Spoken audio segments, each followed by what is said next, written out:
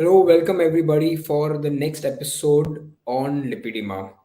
I would welcome Dr. Srinagesh sir with us today to talk about lipedema because this is the second show that we are doing. The first we had on the 7th of June, a fabulous response. And thank you, Dr. Srinagesh, for sharing the information last time with people who were not aware about the problem called as lipedema. Today, we would be talking about early detections on lipedema and some more secrets that people don't know about lipedema. Over to you, Nagesh sir. Would you like to share something related to lipedema and the early detections on lipedema, sir? Yeah. Um, Good evening, everybody, and welcome to the show. Today we are going to discuss about how lipedema is diagnosed, how it is detected early. First of all, we must all understand now. A small brief about lipedema. Lipedema is quite a commonly occurring disorder in women, in approximately 10 to 15% of women across the globe.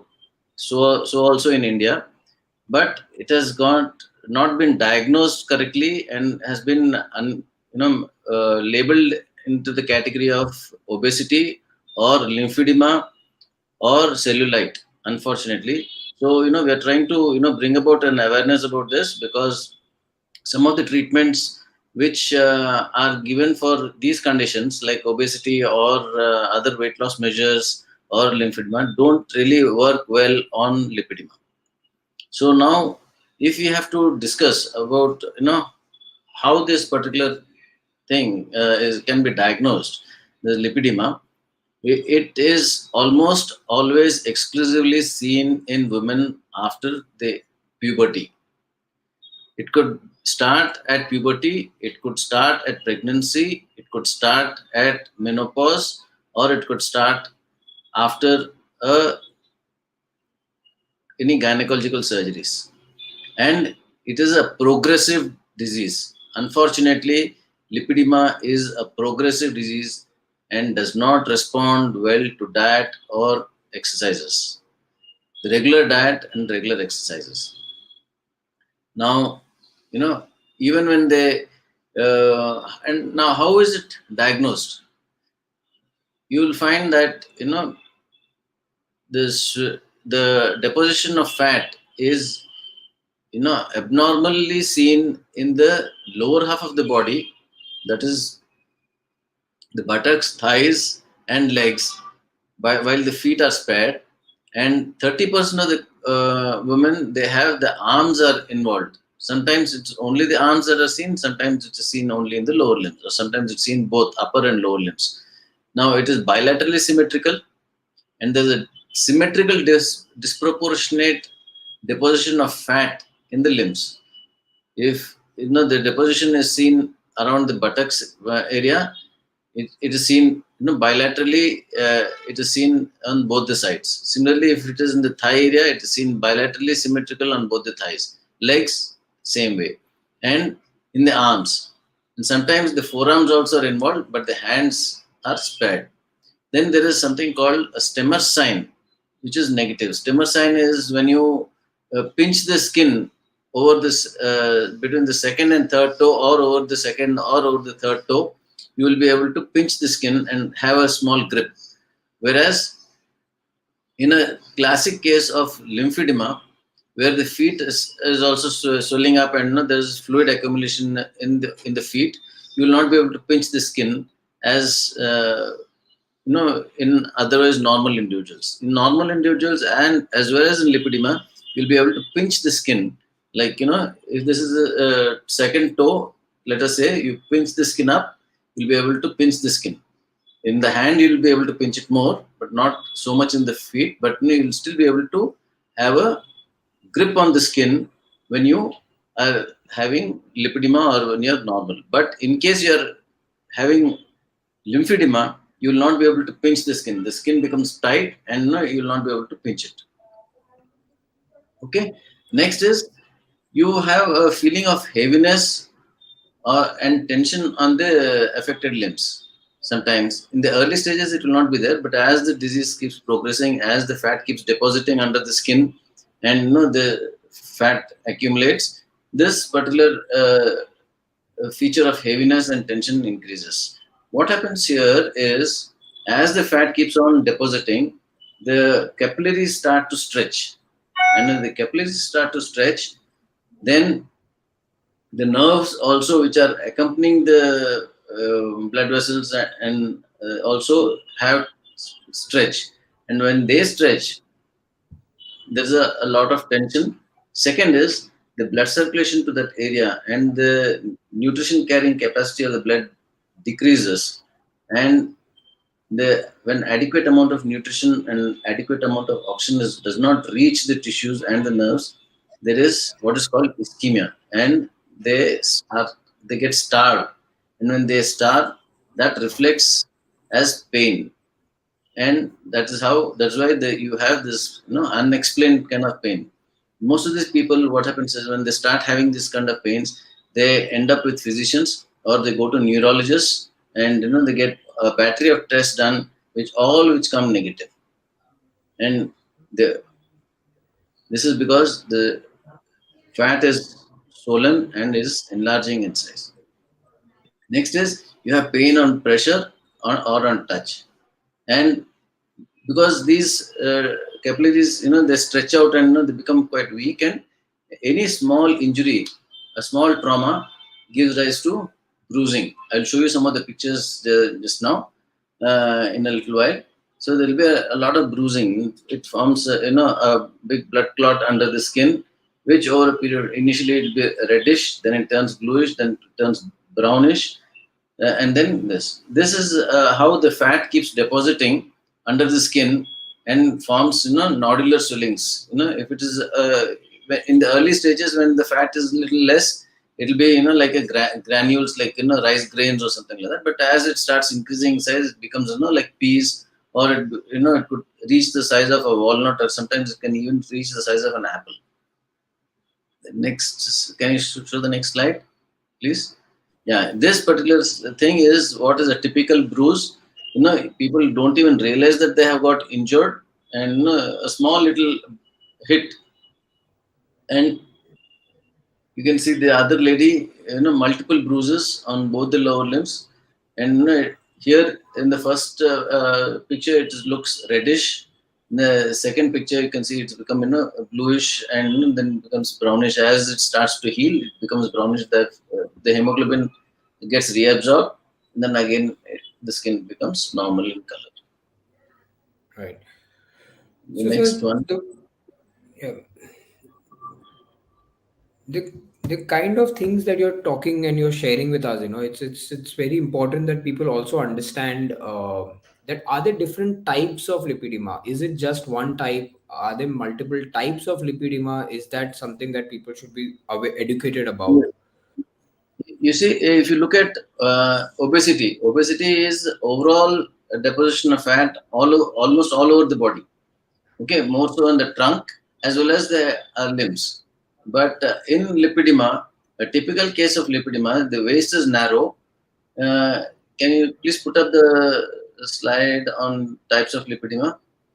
So the waist is quite narrow, whereas the hips and the limbs are huge. So here, if you look at it, the waist is narrow, but in Right. a typical type 1 lipedema, it is the undergarment area, the place where the undergarment fits, and surrounding that is the buttocks, the saddlebag area, it's called, and the groin area. These are the areas which start to increase in size and abnormally. And in type 2, along with that area, the hips and buttock area, even the thighs are also affected, but it is limited to the knee joint. Just above the knee joint, the particular type stops. In type 3, right from the waistline down to the ankle is affected, but the feet are not affected. That's why I just now mentioned there's a sign called the stemmer sign. When you do the stemmer sign is negative. Stemmer sign is negative means you can pinch the skin. The stemmer sign is positive means you cannot pinch the skin on the feet around the second and third toes. And then type 4 where the upper limbs are affected. That is, the arms and the forearms are affected, whereas the hands are not affected. You see, the areas shaded in the blue are the ones areas that are affected by lipedema. And in type 5, the rest of the body is not affected, but the lipedema limits itself from the ankle to the knee. The legs look like small cylinders, or small concrete blocks. So these are the types of lipedema. Right. So I think that's a great information for all of us to know that lipedema can be in multiple areas and what are the types of lipedema. So are there also any kind of stages, or do you say that is there something in lipedema that we can talk? I know you had briefed us about the stages in the last episode Yeah. also, but would you like to brush up Typically, something on the stages? typically there are 4 stages of lipedema, and when initially the skin and the fat underlying is quite smooth, and or maybe granular, a little bit granular, and when you squeeze on it, like there's a slide which I have put to show how to identify cellulite after the bruising slide. Yes. See here, when you apply a little pressure, you see the skin is puckered, as though something is holding it from underneath. This is a typical sign, indication where to identify cellulite. Whereas in lipedema, which also looks similar, like this, even without pressure, it because there's a nodular swelling, nodular deposition of fat under the skin. So this particular this particular test is also that a little bit of a pressure, a squeeze on the affected part will clinch the diagnosis difference between cellulite and lipedema. Right. Now, Yeah. coming back to Please. your question, the stages of lipedema, as the stage progresses, the the size increases, this some of the symptoms start to appear, and then bruising and spider veins could be seen at a much earlier stage, and then there will be heaviness towards the end of the day. So you'll feel a little relaxed when you go for a little bit of a massage, or when you lift your limbs and keep it up for some time, or you go in for a sequential massage, or wear a compression garment, you get some kind of a relief. Then the third stage is where along with this particular growth, the lymphatic system starts to get affected. What is this lymphatic system? Lymphatic system is that particular system, like the arterial system, the venous system, and the lymphatic system. This lymphatic system carries watery substance along with proteins, which is released by the blood to provide nutrition to the tissues and take it back. And it also helps in curbing and controlling any infections that are occurring in the body, in different parts of the body. So this particular channel, there is a weakness, there could be leakage, and the the abnormal deposition of fat tends to kink the blood vessel, the lymphatics. The lymphatics are supposed to be straight, they get bent, kinked, because of the weight of the fat also, which is surrounding it, and does not allow the free flow of lymph back into the circulation. So this particular liquid stays back, and that is what is called lymphedema. So when you have lymphedema, what happens is you put a little bit of pressure on any bony prominence, you will find that the finger dips in. That's called pitting. We have got a slide for pitting. Yeah. So you see, in and when the fluid accumulation is small, it is stage 1. But as the fluid accumulation is larger, because when the lymphatics are totally obstructed, quite badly obstructed, then it starts to progress to stage 2, 3, and 4. Stage 4 is when you're almost a centimeter of the tissue, can be compressed or any bony prominence. So once this particular stage is reached, it becomes very painful, and the only solution is to get rid of the extra amount of fat, to straighten the lymphatic channels again, and ensuring that there's a good lymphatic circulation. Uh, and while removing it, you must also protect the lymphatics and not damage them, because at this stage, if the corrective measures are not taken, it can go into lymphedema, where it becomes non-pitting. That is, this is a pitting kind of lymphedema. Comes in two types. One is a pitting edema, the other is non-pitting edema. Pitting edema is when this particular subject will be responsive to treatment. But if it becomes non-pitting, that means it is resistant to treatment.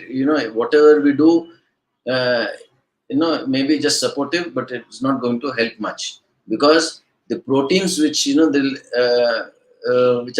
which accompanies, which is there in that particular liquid, starts to consolidate and becomes hard. And the tissue becomes fibrous and fibrotic. So when it becomes fibrotic, then it is like something like an egg white. Egg white is all protein. So when the egg is raw, it is going to flow freely. So you can mold it in any way, or you can let it go through any channel. But if you get a boiled egg, the white of the egg is heated up a little bit, it becomes white and it solidifies. So this protein also, if it solidifies like that, then you cannot channelize it anymore, and let it go through those small lymphatics,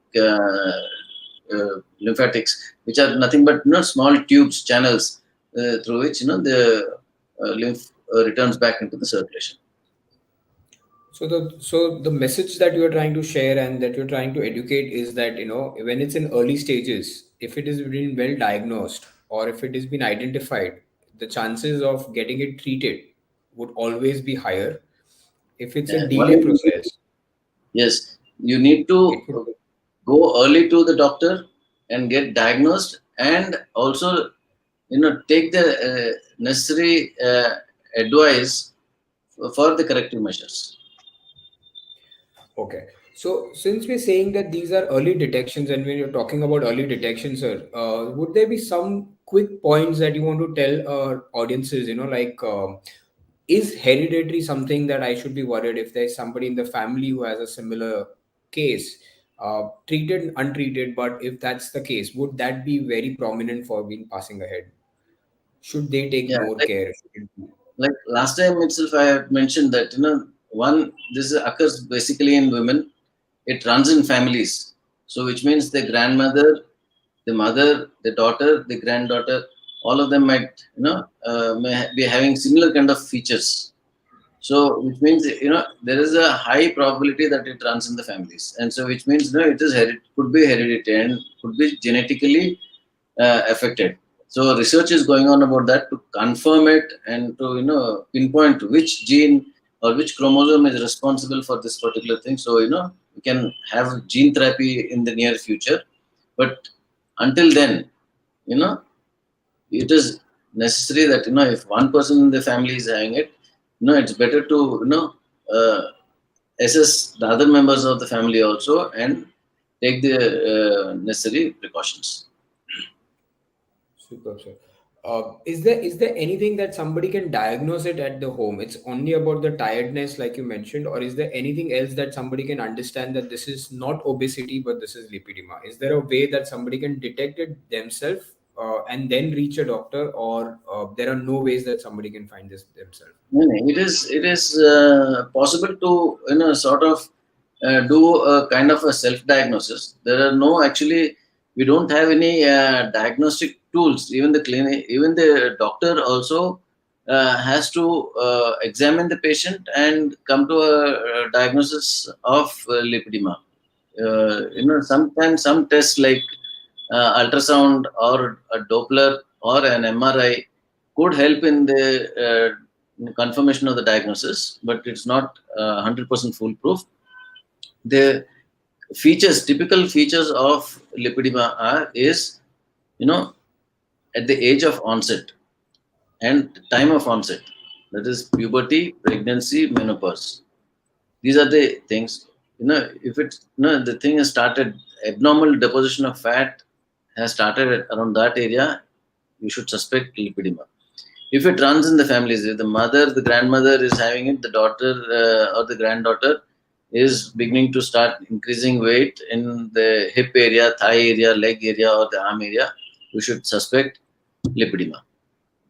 If you are having pain, then definitely you should suspect lipedema. Then other thing is, if the fat is not responding to diet, exercise, suspect lipedema.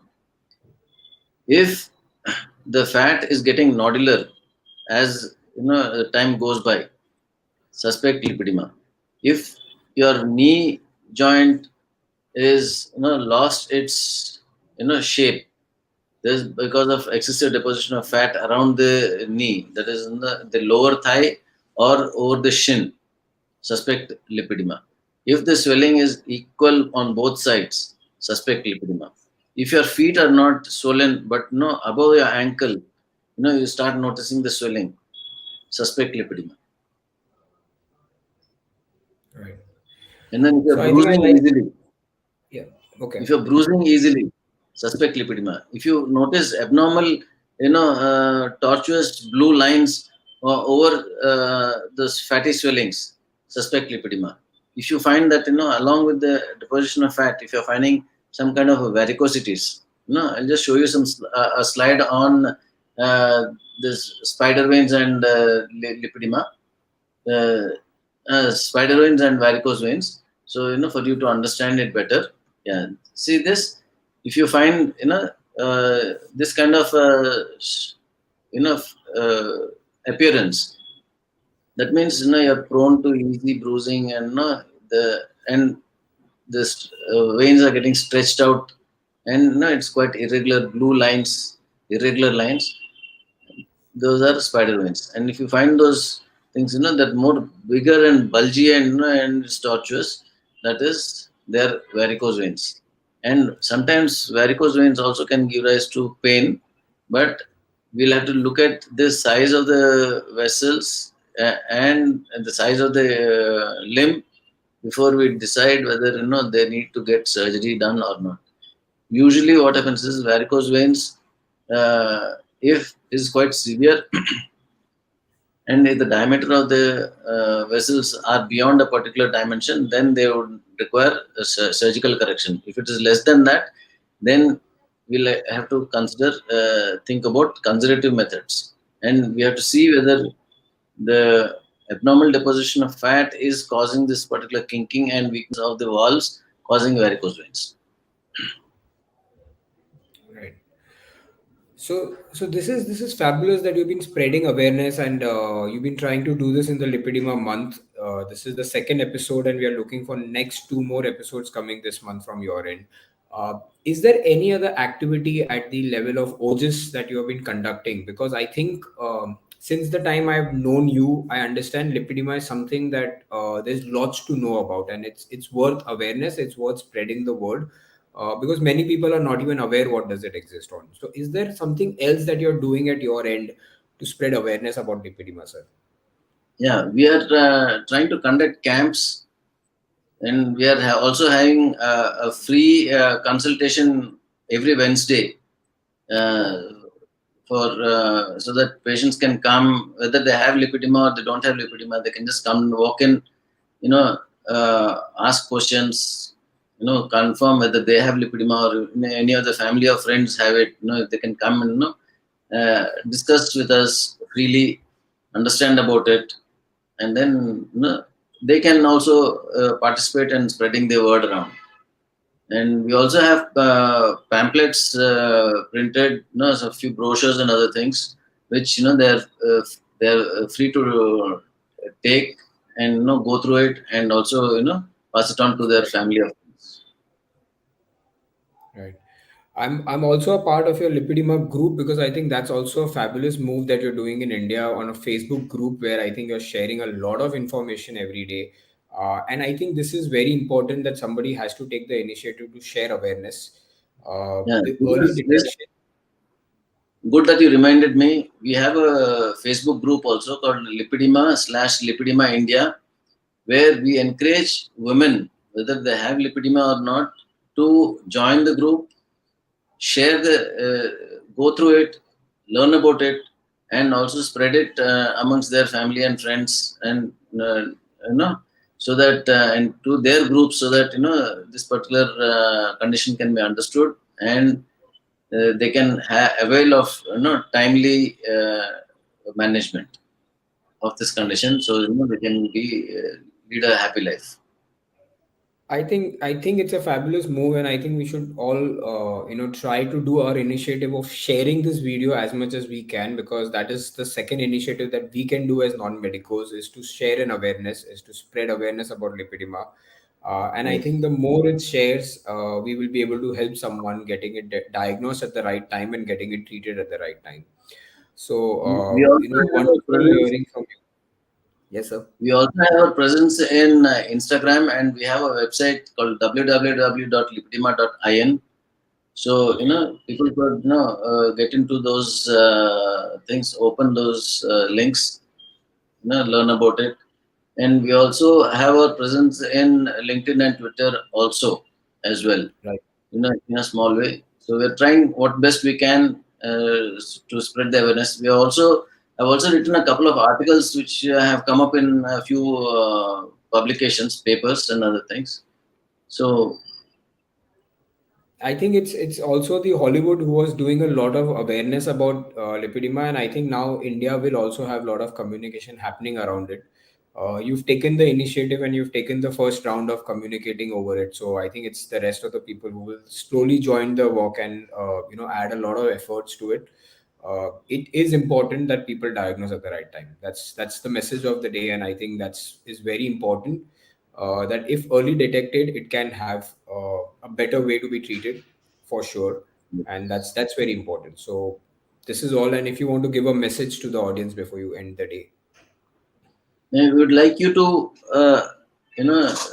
thanks for watching this show, and we encourage all of you to, spread awareness about lipedema, understand what is lipedema, understand the difference between lipedema and obesity, and do not get confused about it, and take the right step forward to take corrective steps, and join the group.